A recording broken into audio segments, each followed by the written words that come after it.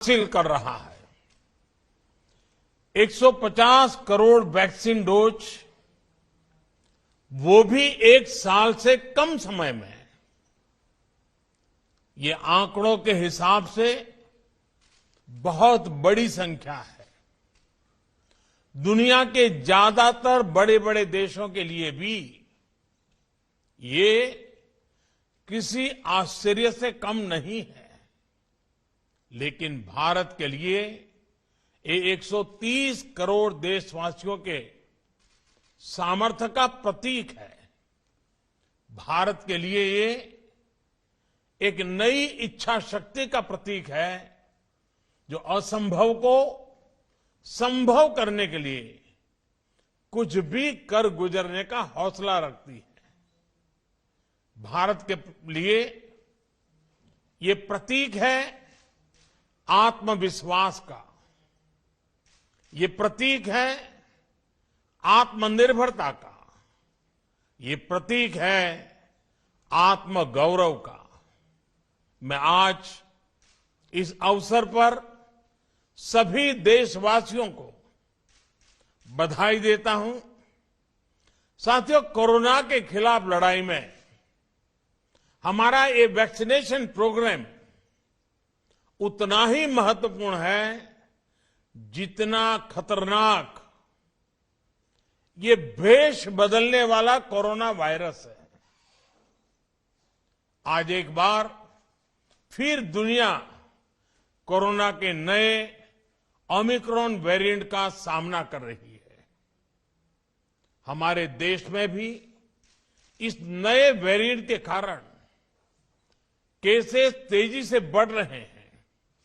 इसलिए 150 crore vaccine dose का यह सुरक्षा कवच हमारे लिए बहुत महत्वपूर्ण हो जाता है। आज भारत की वयस्क जनसंख्या में से 90% से ज्यादा लोगों को वैक्सीन की एक डोज लग चुकी है।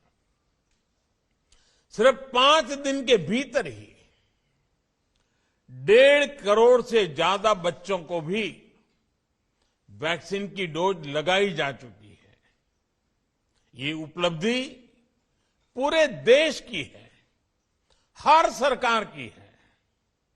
मैं विशेष रूप से इस उपलब्धि के लिए देश के वैज्ञानिकों का, वैक्सीन मैन्युफैक्चरर्स का, हमारे हेल्थ सेक्टर से जुड़े साथियों का बहुत बहुत धन्यवाद करता हूं। सबके प्रयासों से ही देश ने उस संकल्प को शिखर तक पहुंचाया है जिसकी शुरुआत हमने शून्य से की थी। साथियों, 100 साल की सबसे बड़ी महामारी से मुकाबले में सबका प्रयास की भावना ही देश को मजबूती दे रही है। कोविड से लड़ने के लिए बेसिक और क्रिटिकल इंफ्रास्ट्रक्चर के निर्माण से लेकर दुनिया के सबसे बड़े, सबसे तेज मुफ्त टीकाकरण अभियान तक ये ताकत आज हर तरफ दिख रही है। इतनी भौगोलिक, आर्थिक और सामाजिक विविधताओं वाले हमारे देश में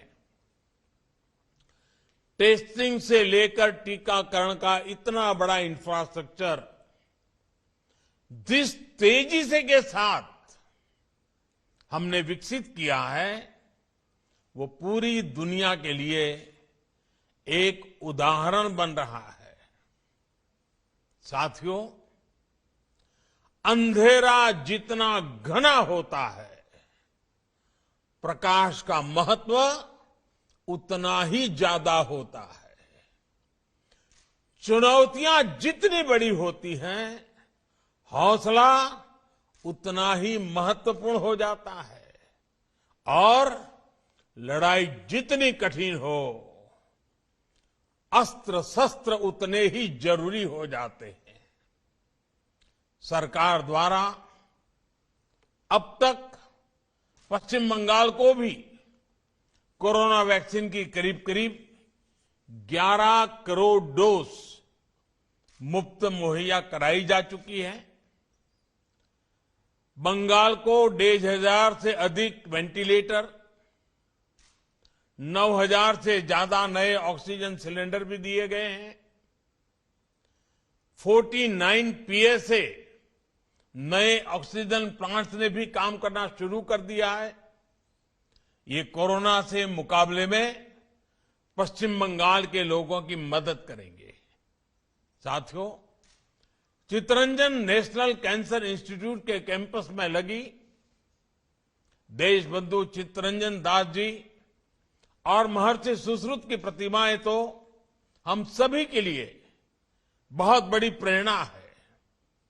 देशबंधु जी कहते थे, मैं इस देश में बार बार जन्म लेना चाहता हूं ताकि मैं इस देश के लिए जी सकूं, इसके लिए काम कर सकूं।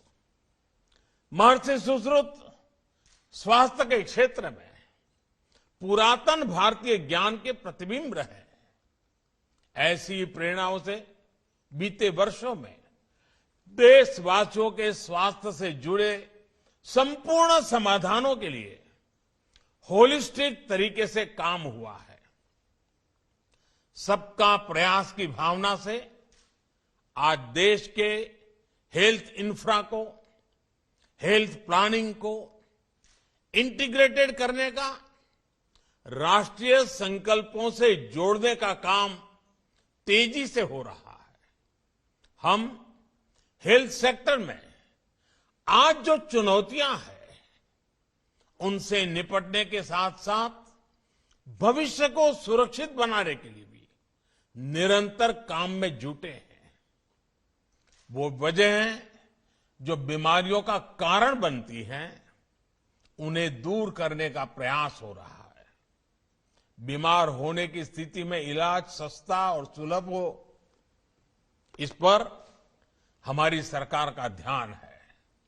और उसके साथ ही डॉक्टर और मेडिकल इंफ्रा की कैपेसिटी का विस्तार करके स्वास्थ्य सेवाओं को बेहतर बनाया जा रहा है। साथियों, इसलिए अपने हेल्थ सेक्टर को ट्रांसफॉर्म करने के लिए देश आज preventive health, affordable health care, supply side intervention और मिशन मोड अभियानों को गति दे रहा है। प्रिवेंटिव हेल्थ केयर को yoga, Ayurveda, fit India movement, universal immunisation जैसे माध्यमों से प्रोत्साहित किया जा रहा है। स्वच्छ भारत मिशन और हर घर जल जैसी राष्ट्रीय योजनाओं से गांव और गरीब परिवारों को अनेक बीमारियों से बचाने में मदद मिल रही है। आर्सेनिक और दूसरे चरणों से जो पानी प्रदूषित होता है, देश के अनेक राज्यों में कैंसर का भी एक बड़ा कारण है। हर घर जल अभियान के इसके द्वारा इस समस्या के समाधान में बहुत मदद मिल रही है। साथियों, लंबे समय तक हमारे यहां गरीब और निम्न मध्यम वर्ग स्वास्थ्य सुविधाओं से इसलिए वंचित रहे क्योंकि या तो इलाज सुलभ ही नहीं था या बहुत महंगा था। गरीब अगर गंभीर बीमारी से ग्रसित होता था तो उसके पास दो ही विकल्प थे, या तो वो कर्ज ले, अपना घर या जमीन बेचे, या फिर इलाज का विचार ही टाल दे। कैंसर की बीमारी तो ऐसी है जिसका नाम सुनते ही गरीब और मध्यम वर्ग हिम्मत हारने लगता है। गरीब को इसी कुचक्र, इसी चिंता से बाहर निकालने के लिए देश सस्ते और सुलभ के लिए निरंतर कदम उठा रहा है। बीते सालों में कैंसर के इलाज के लिए जरूरी दवाओं की कीमत में काफी कमी की गई है। अभी मनसुख भाई इसका विस्तार से बता भी रहे थे। पश्चिम बंगाल सहित पूरे देश में जो 8,000 से ज्यादा जन औषधि केंद्र स्थापित किए गए हैं, उनमें बहुत सस्ते दाम पर दवाइयां और सर्जिकल सामान दिए जा रहे हैं। इन स्टोर्स पर कैंसर की भी 50 से अधिक दवाइयां बहुत कम कीमत पर उपलब्ध है। कैंसर की सस्ती दवाओं को उपलब्ध कराने के लिए विशेष अमृत स्टोर भी देश भर में चल रहे हैं। सरकार का यही सेवा भाव, यही संवेदनशीलता गरीबों को सस्ता इलाज सुनिश्चित करने में मदद कर रहा है। सरकार ने 500 से ज्यादा दवाइयों की जो कीमत नियंत्रित की है, वो भी मरीजों के हर साल 3,000 करोड़ रुपए से भी ज्यादा रकम बचा रही है। नागरिकों के पैसे बच रहे हैं। कोरोनरी स्टेंट्स की कीमत तो फिक्स किए जाने की वजह से हार्ट के मरीजों के हर साल 4,500 करोड़ रुपए से ज्यादा बच रहे हैं। सरकार ने नी इम्प्लांट्स की कीमत कम करने का जो निर्णय किया, उसका विशेष लाभ हमारे सीनियर सिटीजन्स को, हमारे बुजुर्ग माताओं बहनों को, पुरुषों को उसका लाभ हुआ है। इस वजह से बुजुर्ग मरीजों से 1,500 करोड़ रुपया हर वर्ष बच रहे हैं। सरकार जो प्रधानमंत्री नेशनल डायलिसिस प्रोग्राम चला रही है, उसकी मदद से 12 लाख गरीब मरीजों को मुफ्त डायलिसिस की सुविधा मिली है। इससे भी उनके 520 करोड़ रुपए से भी ज्यादा रकम उनकी बचत हुई है। साथियों, आयुष्मान भारत योजना आज एफोर्डेबल और इंक्लूसिव हेल्थ केयर के मामले में एक ग्लोबल बेंचमार्क बन रही है। पीएम जय के तहत देश भर में 2,60,00,000 से ज्यादा मरीज अस्पतालों में अपना मुफ्त इलाज करा चुके हैं। अनुमान है कि अगर ये योजना नहीं होती तो इन्हीं मरीजों के अपने इलाज पर 50 से 60,000 करोड़ रुपए खर्च करने पड़ते। साथियों, आयुष्मान भारत का लाभ 17 लाख से ज्यादा कैंसर के मरीजों को भी हुआ है। चाहे कीमोथेरेपी हो, रेडियोथेरेपी हो या फिर सर्जरी, इन मरीजों को अस्पताल में हर सुविधा मुफ्त मिली है। कल्पना कीजिए, सरकार के ये प्रयास नहीं होते तो कितने गरीबों का जीवन संकट में फंस जाता या कितने परिवार कर्ज के कुचक्र में फंस जाते। साथियों, आयुष्मान भारत सिर्फ मुफ्त इलाज का माध्यम पर नहीं है, बल्कि अर्ली डिटेक्शन, अर्ली ट्रीटमेंट, इसमें भी बहुत कारगर सिद्ध हो रही है। ये कैंसर जैसी सभी गंभीर बीमारियों के लिए बहुत आवश्यक है, वरना हमारे यहां तो ज्यादातर मामलों में कैंसर का पता लास्ट स्टेज में ही चलता था, जब बीमारी लाइलाज हो जाती थी। इसी समस्या को दूर करने के लिए 30 वर्ष से अधिक आयु के साथियों में डायबिटीज, हाइपरटेंशन और कैंसर की स्क्रीनिंग पर बल दिया जा रहा है। आयुष्मान भारत योजना के तहत गांव-गांव में बन रहे हजारों हेल्थ एंड वेलनेस सेंटर इसमें आज बहुत उपयोगी सिद्ध हो रहे हैं। बंगाल में भी ऐसे 5,000 से ज्यादा हेल्थ एंड वेलनेस सेंटर बनाए गए हैं। देश भर में लगभग 15 करोड़ लोगों को ओरल, ब्रेस्ट और सर्वाइकल कैंसर के लिए स्क्रीन किया जा चुका है। स्क्रीनिंग के बाद जिनमें लक्षण दिखते हैं उनके इलाज के लिए गांव के स्तर पर ही हजारों स्वास्थ्य कर्मियों को विशेष रूप से ट्रेन भी किया गया है। साथियों, एक और बहुत बड़ी समस्या हमारे हेल्थ सेक्टर की रही है डिमांड और सप्लाई में बहुत बड़ा गैप। डॉक्टर और दूसरे हेल्थ प्रोफेशनल्स हो या फिर हेल्थ इंफ्रास्ट्रक्चर, डिमांड और सप्लाई के इस गैप को भरने के लिए भी देश में आज मिशन मोड पर काम हो रहा है। साल 2014 तक देश में अंडर ग्रेजुएट और पोस्ट ग्रेजुएट सीटों की संख्या 90,000 के आसपास थी। पिछले 7 सालों में इनमें 60,000 नई सीटें जोड़ी गई हैं। साल 2014 में हमारे यहां सिर्फ 6 एम्स होते थे। आज देश 22 एम्स के सशक्त नेटवर्क की तरफ बढ़ रहा है।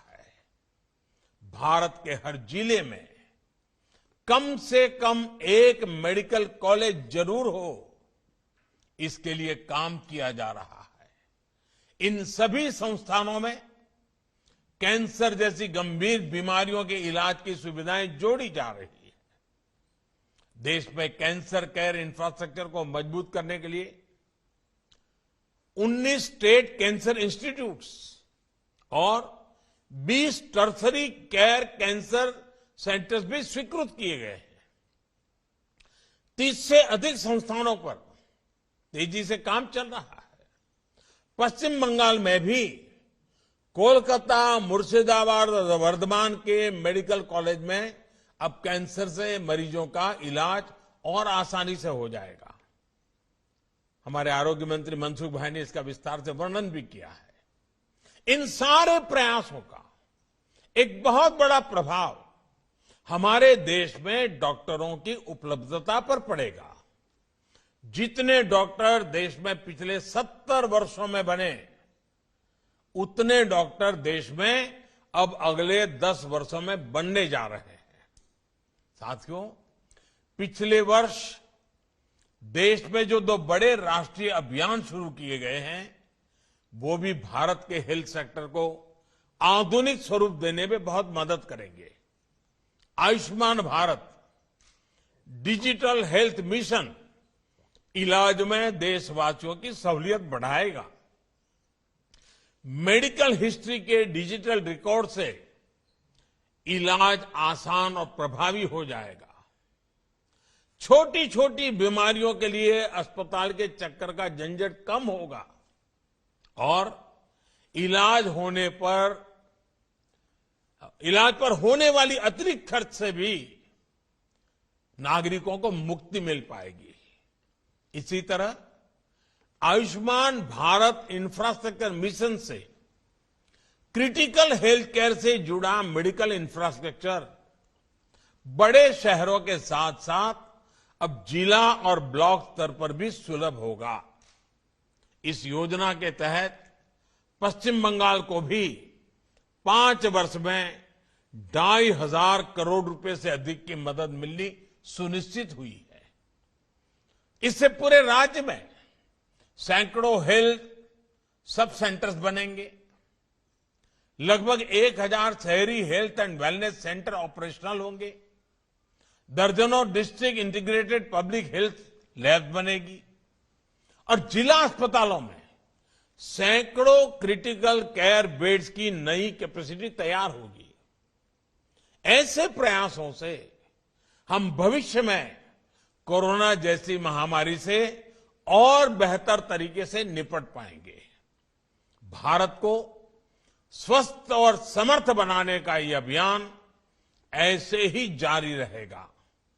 मेरा सभी नागरिकों से फिर आग्रह है कि सतर्क रहें, सभी जरूरी सावधानियां बरतें। मैं फिर एक बार इस कार्यक्रम में उपस्थित हर किसी का हृदय से बहुत बहुत धन्यवाद करता हूं। आप सबको अनेक अनेक शुभकामनाएं देता हूं। बहुत बहुत धन्यवाद।